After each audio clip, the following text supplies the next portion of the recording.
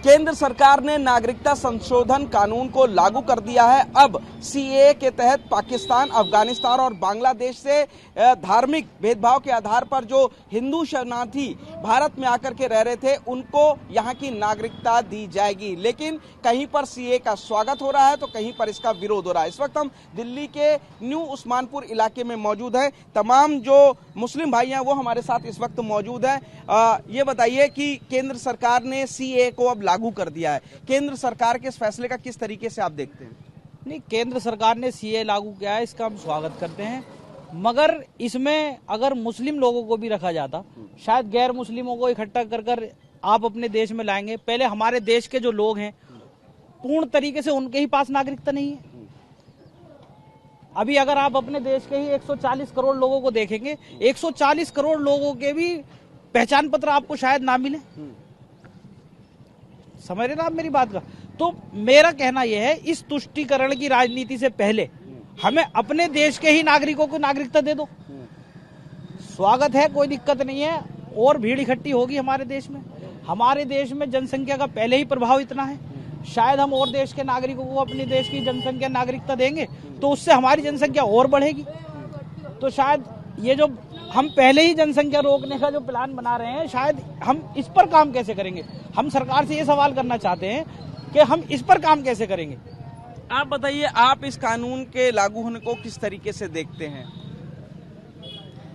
हम जो है कानून जो भी है, सरकार जो भी फैसला लेगी सही लेगी और ठीक लेगी। दूसरी बात यह है कि जैसे आरिफ भाई ने भी कहा कि हमारे पास खुद अभी हमारे पास पूर्ण रूप से हमारे पास ही साधन नहीं है सारे, हम जो है खुद सक्षम नहीं है। और दूसरी बात यह है, आप एक तरफ जनसंख्या पे वो कर रहे हैं, हम दो हमारे दो, और आप अच्छी बात है आप लेकर आओ, आप हिंदुस्तान, पाकिस्तान, दुबई, कुवैत सब जगह से यहाँ पर ले आओ। लेकिन जो लोग यहाँ रह रहे हैं पहले उनको तो पूरी पूर्ण रूप से सहूलत दे दो आप। आज भी हमारे यहाँ कितने लोग गरीबी रेखा के नीचे सड़कों पे सो रहे हैं और 1 किलो राशन या सिर्फ हमारे देश में इससे नहीं, कोई सुविधा किसी प्रकार की है ही नहीं। और आप देना चाहते हैं, आप बिल्कुल गोद में बैठा लें उनको लाकर, हमें कोई दिक्कत परेशानी नहीं है। लेकिन ये है कि कितनी बार यहाँ दिल्ली में आप अब ये सीए आ गया, जब होता अब ये सीए आ गया, इसके बाद अब एनआरसी का भी सिलसिला शुरू हो जाएगा, साल 2 साल 3 साल में। अभी 2021 में जनगणना होनी थी, वो नहीं हुई शायद अभी तक। अब जनगणना जो होगी 8 साल में, 10 साल में, अब जो जनगणना होगी, हम 10 साल पहले 140 करोड़ थे, अब 10 साल के अंदर हम 150 के पार जाएंगे। क्या होगा क्या नहीं होगा इसका कुछ नहीं पता। और हम सरकार के हर फैसले का समर्थन करते हैं, हमें किसी भी सरकार के किसी भी फैसले से कोई किसी भी तरीके की कोई आपत्ति नहीं है।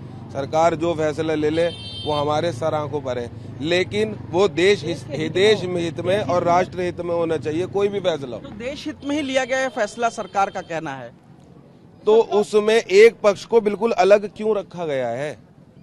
मेरी बात नहीं समझे आप। बहुत सारे लोग जो पैदा हो गए यहाँ, उनकी 80 साल 70 साल उम्र है, किसी वजह से बाढ़ पीड़ित है, जिनके घरों में घर खत्म हो गए, वो इस बात को, और गाँवों में रहते थे अब वो शहरों में आ गए। आपने देखा कि जिस तरह से जनसंख्या बढ़ रही है उसी तरह से प्रलय आ रही है।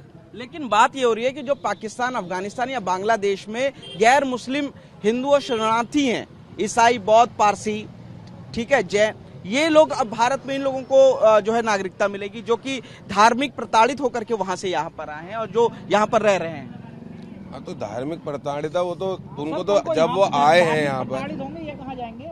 जब वो यहाँ आए हैं तो नागरिकता तो उनको भाई इनको लाया गया है, या वो खुद आ गए? कैसे आ गए वो लोग यहाँ पर? आ कैसे गए? वो तो प्रताड़ित होने के बाद पासपोर्ट के जरिए आए, पासपोर्ट खत्म हो गया, वो यहीं पे रह गए। सर, अब वो नागरिकता मांग रहे हैं। इलीगल है ना? तो हमारी सरकार को पहले सोचना चाहिए था इस बारे में। हमें अगर सरकार चाहती है उनको नागरिकता देना, तो हमें इसमें कोई किसी भी तरीके की कोई आपत्ति नहीं है। उस्मानपुर इलाके के कुछ लोग हैं, अपनी अपनी बातें रख रहे हैं, सरकार के फैसले का स्वागत कर रहे हैं, लेकिन कहीं ना कहीं कह रहे हैं कि एक जो मजहब के लोग हैं उनको आखिर इससे बाहर क्यों रखा गया है, और अपनी तमाम बातों को बता रहे हैं कि सरकार के फैसले के स्वागत के साथ। कैमरामैन निशांत के साथ पुनीत शर्मा, टीवी।